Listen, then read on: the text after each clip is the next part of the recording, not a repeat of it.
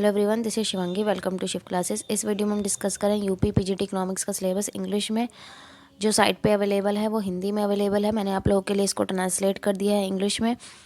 तो हम अपने चैनल पे KVS DT प्लस भी, आप चाहे यूपी के पीजीटी इकोनॉमिक्स के लिए तैयारी कर रहे हो या यूजीसी नेट की, चारों के लिए ही हम तैयारी कर रहे हैं। ठीक है, सिलेबस में थोड़ा ऊपर नीचे है कि कुछ टॉपिक हैं जो किसी में नहीं है, कुछ किसी में नहीं, लेकिन हमें सारा कवर करना है।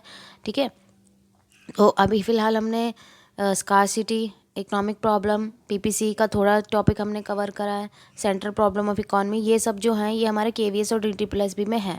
ठीक है, अपकमिंग वैकेंसी आएगी ज़रूर। KVS में, DT प्लस बी में फैब में निकली थी, लेकिन अभी एग्ज़ाम कुछ कंडक्ट नहीं हुआ है उसका। ठीक है, तो कभी भी कंडक्ट हो सकता है, तो हम साथ साथ तैयारी करके चल रहे हैं सभी की। ठीक है, तो अब हम डिस्कस करते हैं कि भाई हमारा सिलेबस क्या है। तो माइक्रो में क्या क्या है आपका: concept of equilibrium, theory of demand, elasticity of demand, cross elasticity of demand, consumer surplus indifference curve, consumer equilibrium, revealed preference theory, law of return, return to scale, production function, short run and long run, Cobb Douglas production function, theory of demographic transition. इसमें से काफ़ी सारी चीज़ें हैं जो आपको 11वीं की माइक्रो इकोनॉमिक्स बुक में मिल जाएंगी।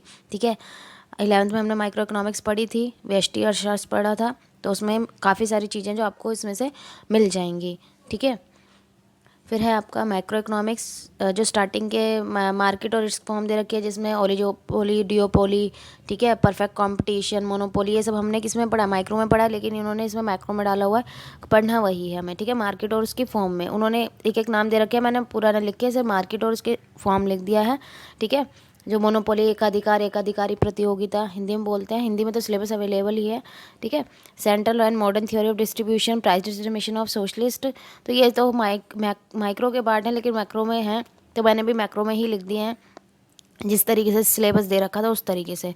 थ्योरी ऑफ रेंट, कंसेप्ट, ये सब आपके जो हैं ये मैक्रो के पार्ट है। Concept of quasi rent, opportunity cost, modern theory of wages, classical theory of interest, liquidity preference theory of Keynes and liquidity trap, new classical theory of interest, profit theory by Knight and Shackle, production exhaustion theorem, general theory of employment, trust and money by Keynes, consumption investment function, investment multiplier, acceleration theory of investment, theory of trade cycle by Hicks, Hayek and Hawtrey. ठीक है, और public finance में आपको क्या क्या पढ़ना है: public और private goods, theory of public finance, government spending, उसके ऑब्जेक्टिव और उसके इफेक्ट क्या है, बजट को पूरा हमें डिस्कस करना है डिटेल में। सिर्फ बजट नहीं पढ़ना कि बजट की डिफाइन बोले, पूरा उसको डिटेल में पढ़ना है बजट को।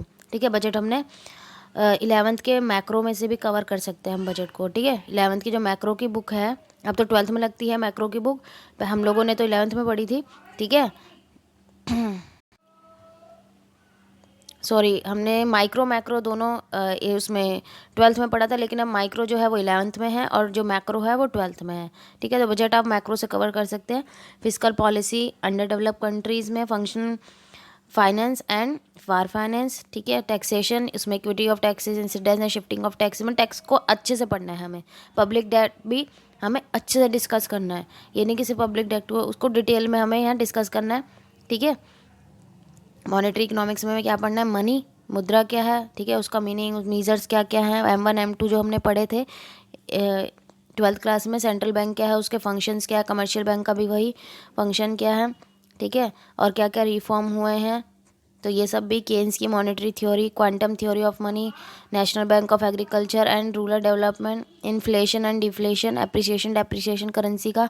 ठीक है, मूल्य ह्रास जिसे बोलते हैं, method to control exchange rate, और फिलिप्स कर्व। इंटरनेशनल इकोनॉमिक्स में क्या क्या पढ़ना है हमें: theory of international trade by Ricardo, Smith and Mill, theory of reciprocal demand, demand theory of international value by Marshall, Alfred Marshall theory of value, sorry ये दो बार लिख दिया है मैंने, Haberler opportunity cost theory, general equilibrium theory of Heckscher, Ohlin model, Leontief paradox. अब foreign exchange rate में हमें क्या क्या डिस्कस करना है: परचेजिंग पावर पैरिटी। ठीक है, फॉरेन एक्सचेंज को डिटेल में डिस्कस करना है, तो उसका दे रखा है ये सारा। Balance of payment, terms of trade, free trade protection, ये देखो हमने MEC 007 से हमें कवर करना है। मैंने आपको बोला था हमें पूरा 11 से लेकर पूरा MA तक का सारा कोर्स कवर करना है। अगर हम चाहे किसी भी की भी चाहे तैयारी कर रहे हैं, UGC नेट की, चाहे हम PGT इकोनॉमिक्स की तैयारी कर रहे हो, किसी भी उसके KVS के लिए, चाहे DTPS के, चाहे यूपी के लिए। ठीक है, तो हमें पूरा डिटेल में डिस्कस करना है। तो ये सारे आपके किसके पार्ट हैं? फॉरेन एक्सचेंज रेट के हैं। ठीक है, फॉरेन एक्सचेंज रेट को डिटेल में यहाँ पे हमें क्या करना है, डिस्कस करना है। और कुछ टॉपिक तो ऐसे जो हम डिस्कस कर चुके हैं एमए में, लेकिन हम थोड़ा शॉर्ट में डिस्कस करेंगे एग्जाम पॉइंट ऑफ व्यू से धीरे धीरे। अब है इकोनॉमिक डेवलपमेंट और इंडियन इकॉनमी में हमें क्या क्या पढ़ना है।